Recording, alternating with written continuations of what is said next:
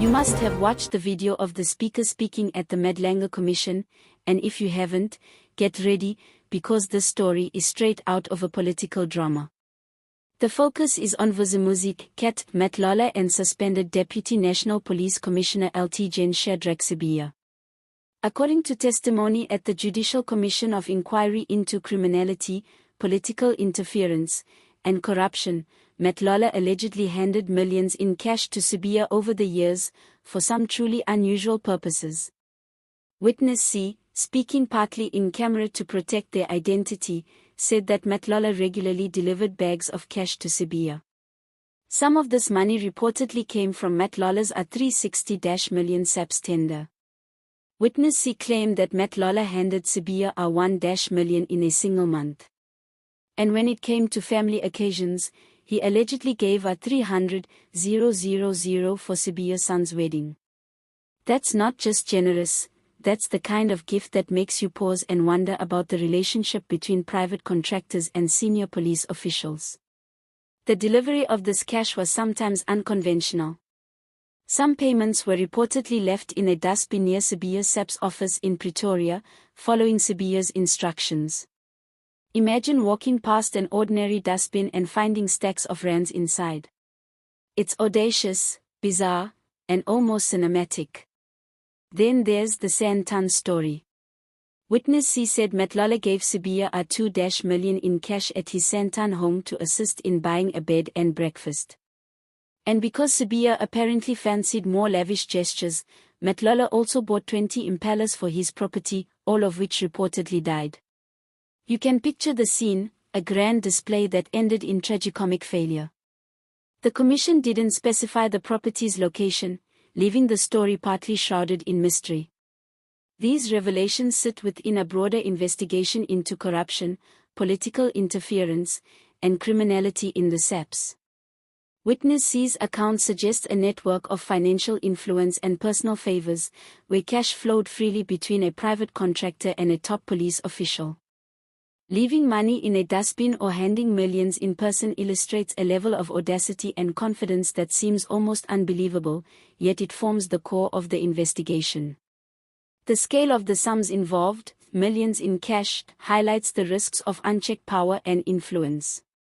Matlala's A360 million tender appears to have funded not only weddings and property purchases but also potentially influenced decisions within the police force. The relationship between Matlala and Sibiya, if proven, raises serious questions about accountability, ethics, and misuse of public resources. While much attention focuses on the amounts and methods of delivery, investigators are also keen to understand the frequency and purpose behind these payments. Matlala reportedly did not disclose all financial dealings, leaving unanswered questions about the total sums exchanged and their underlying intentions. Were these payments personal, or did they serve as leverage over police operations? The answers could have significant consequences for public trust in law enforcement. Beyond the financials, this story reveals a culture of influence and access within the SAPS. From weddings to property purchases, from impalas to cash in bins, it shows a system where personal relationships and financial favors may have overridden official processes. While some details might seem almost comical, millions in cash hidden in a dustbin, the implications are serious. They speak to potential breaches of law, ethics, and public duty.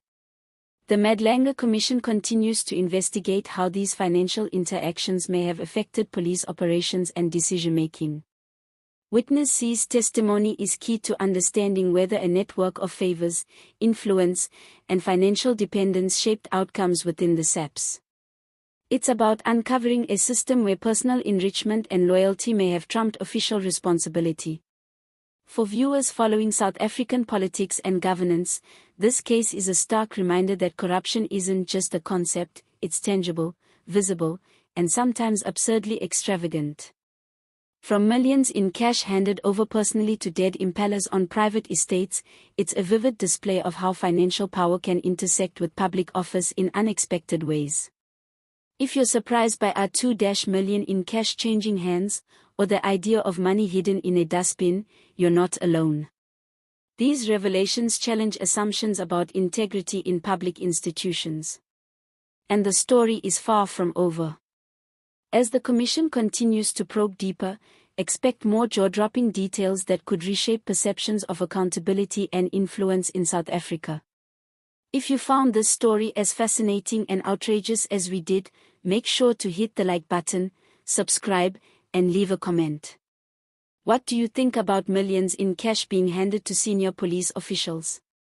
Could this level of influence really exist in such a public institution? Join the conversation and share your thoughts. See you next time.